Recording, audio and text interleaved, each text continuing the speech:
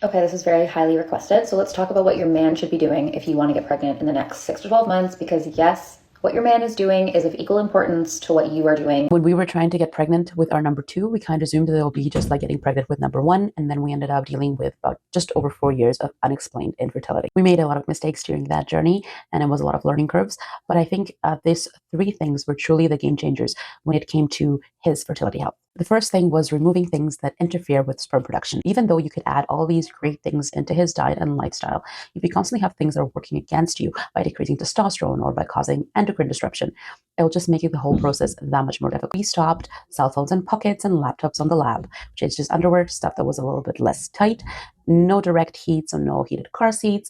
He's an avid cyclist, but we had to stop that. I'll come back to this point a little bit later. We removed plastics from the house, so not even just for storage, just switched everything to glass. And one of the biggest things we did was change completely our whole laundry system. Laundry detergents, softeners, dryer sheets, etc. All of that went and was replaced by natural versions, because the thing is, you're wearing your clothes all the time, and your skin is one of the biggest is your biggest organ, and it absorbs a lot of things from the things that you're wearing, from your clothes.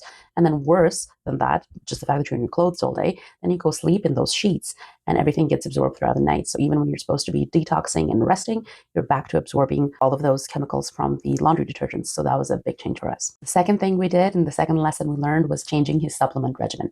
Once we understood that something wasn't working and the pregnancy wasn't happening, we started kind of supplement panicking. And then I remember at one point my poor husband was taking 20 pills a day. I think it was even more than 20 pills a day.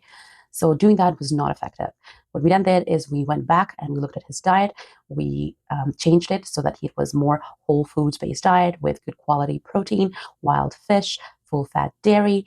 We had a lot of leafy greens and colorful vegetables, and that was the foundation of his diet. The third thing that we did, which I think had the biggest impact, is we added 3 to 4 times a week of strength training instead of the cycling that we took away.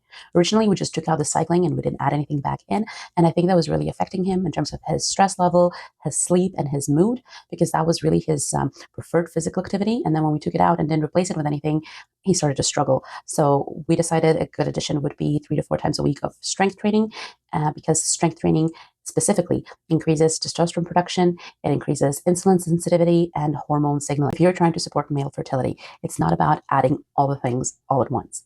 It's really about removing whatever interferes and then building a strong foundation, and then adding things, but things that are specific to your needs and to what works for you or what's missing in your situation. Comment below with what your partner changed when you were trying to get pregnant. I do read all the comments, and I'm very curious to hear what you guys tried.